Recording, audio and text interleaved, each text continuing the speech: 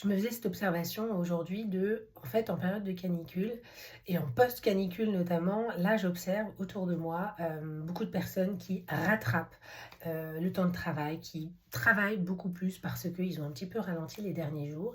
Et je me dis, ben, en fait, quand tu travailles avec le vivant, donc les agriculteurs, les agricultrices, les maraîchères, en fait, déjà qu'à cette saison, c'est une saison où il y a vraiment énormément de choses à faire. En juin, c'est vraiment la plateforme tournante de saison.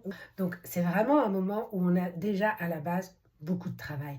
Et en fait, ce que la canicule produit, en général, c'est un surplus de charge de travail, hein, donc de temps, et également un surplus de charge mentale et énormément de stress parce qu'on essaye de maintenir tout en vie. Voilà, ce que j'ai beaucoup observé, c'est comment maintenir les cultures en vie, comment faire en sorte qu'elles ne brûlent pas, comment faire en sorte qu'elles ne se dessèchent pas.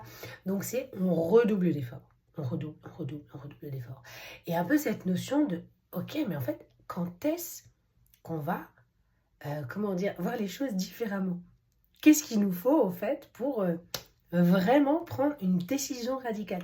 Comment on va faire pour transformer radicalement notre regard? En fait, il y a un moment, c'est pas le fait de travailler plus que tu vas tout résoudre.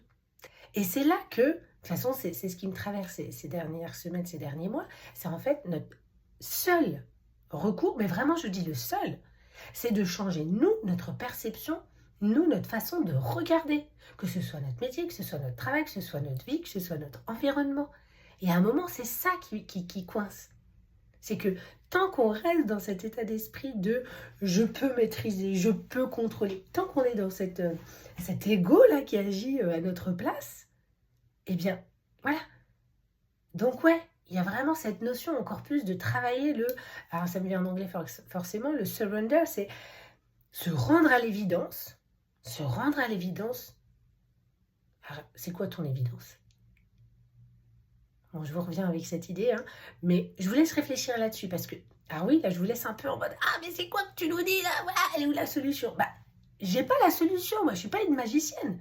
Je rêverais de trouver la solution pour tout le monde, mais non. En fait, la solution, elle est en chacun d'entre nous. Si moi, je suis en chemin pour trouver la mienne, c'est que tu peux être en chemin pour trouver la tienne. Bon, démarre déjà par la transformation vivante, tu verras, étape par étape, une marche après marche, et tu verras après les effets dans ton quotidien. Mais il y a un moment, il faut commencer par commencer. C'est pas en allant t'épuiser, c'est pas en allant dire attends, une fois que ça s'est passé, je regarderai tes contenus. Attends, une fois que c'est passé, j'irai compléter ton questionnaire. Prends 10 minutes. Si t'as pas 10 minutes aujourd'hui, t'auras jamais 1 heure demain.